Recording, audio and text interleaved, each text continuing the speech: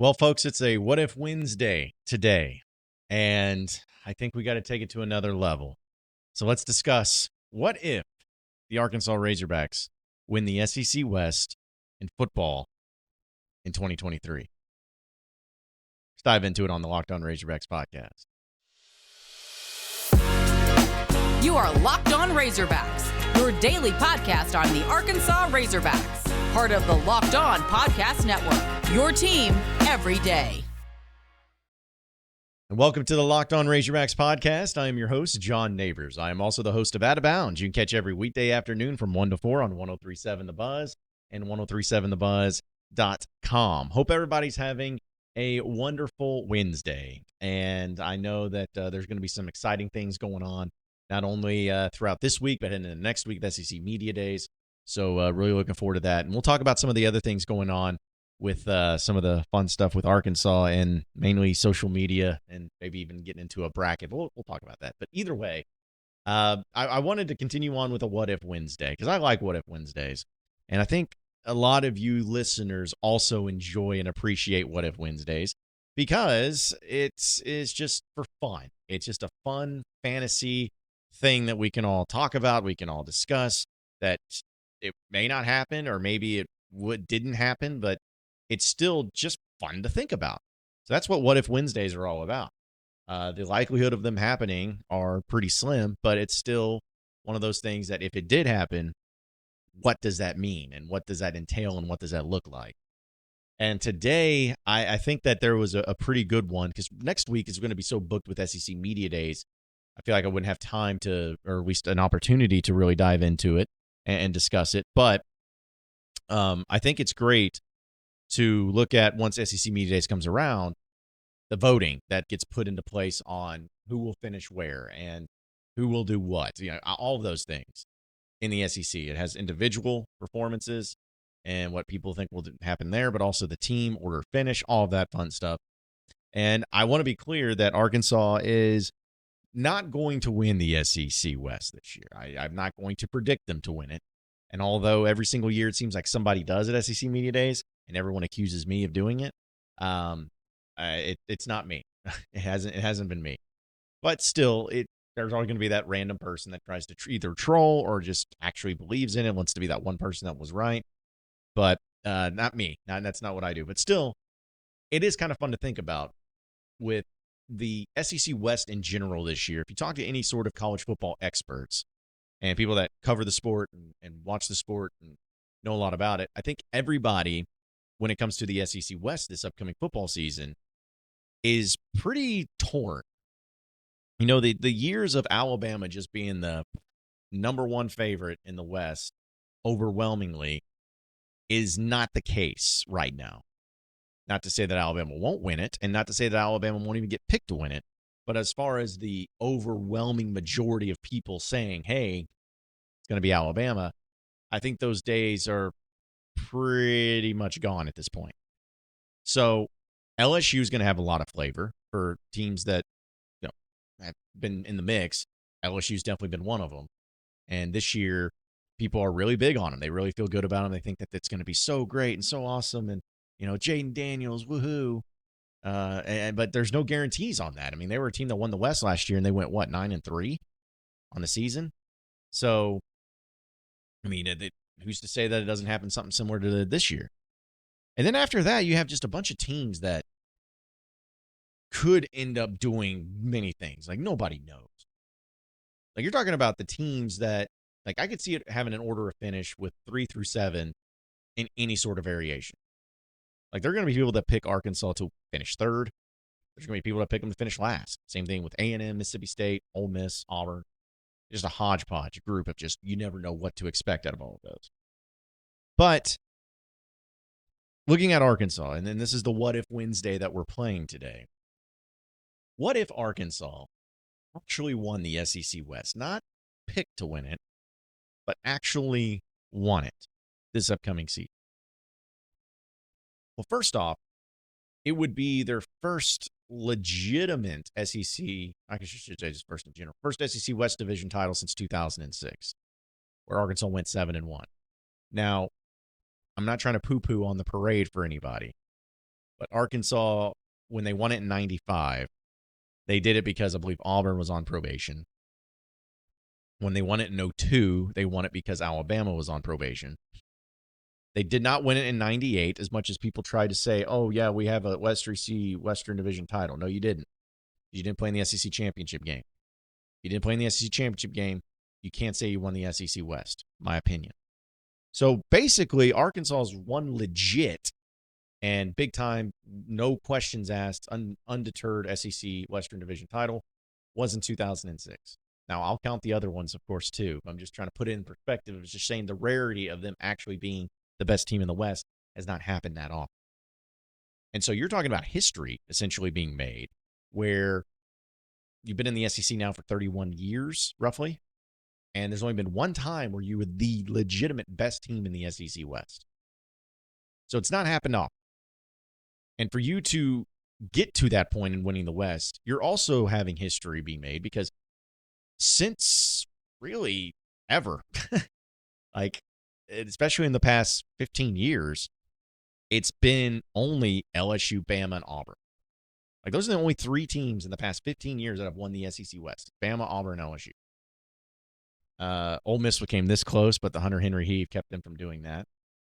Mississippi State was never really in consideration for that. Arkansas is never really in consideration for it. Texas A&M had one good year, kind of two, but still haven't won it. So you're talking about something that'll set you apart from the rest of the teams and at least bucking the trend, if you will, of actually winning the SEC West outright against teams that have always just been the teams that have done it. But it would also I think it would honestly turn college football on its head.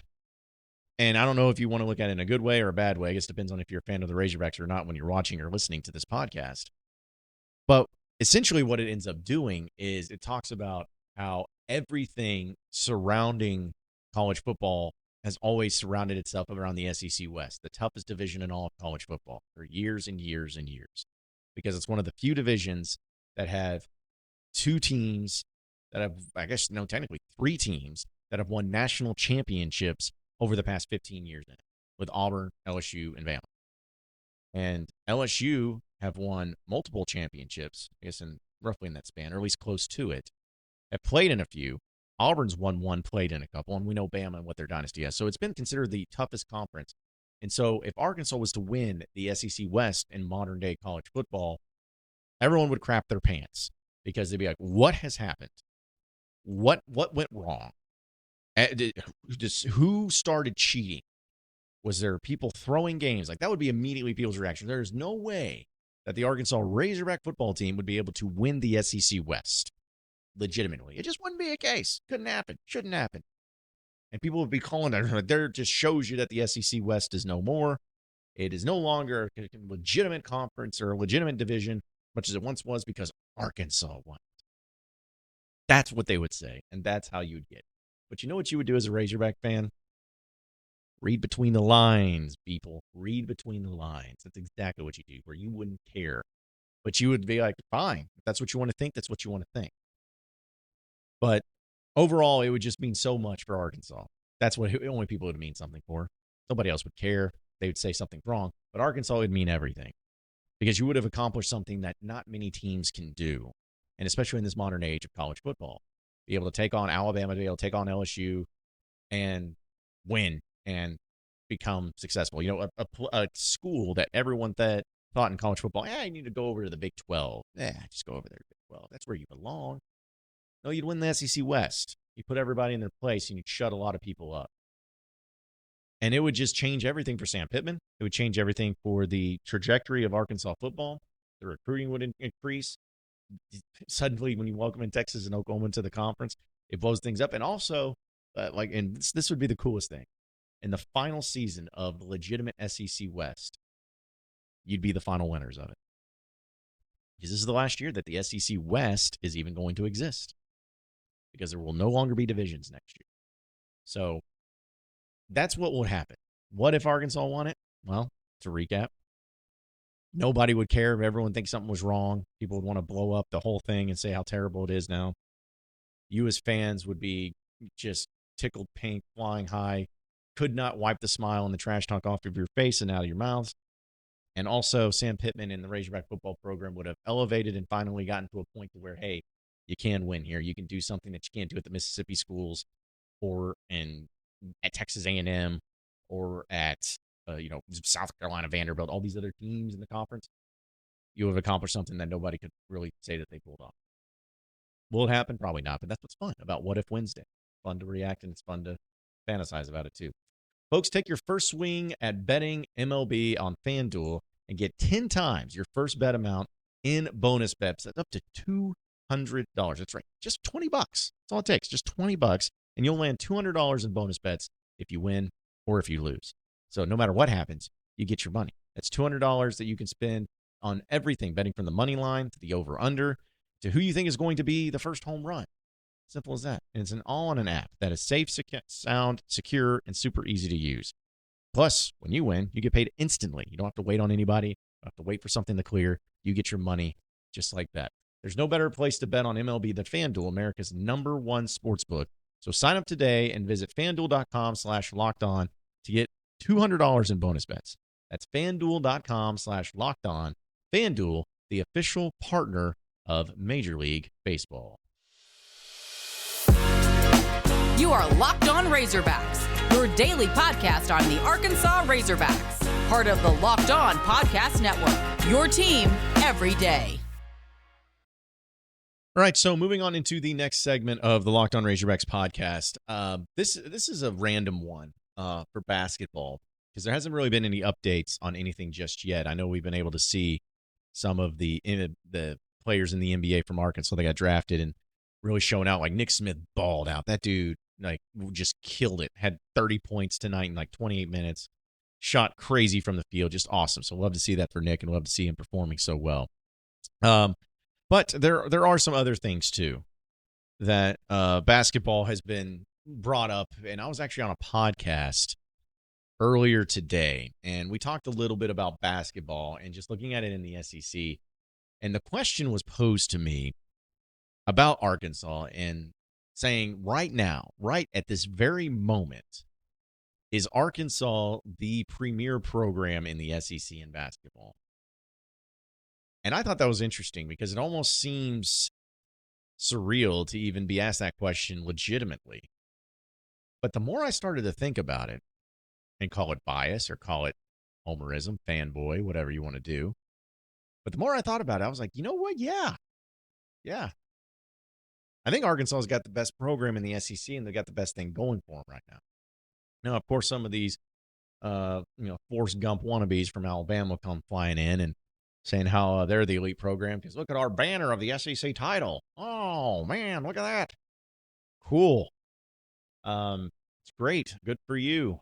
Good for you.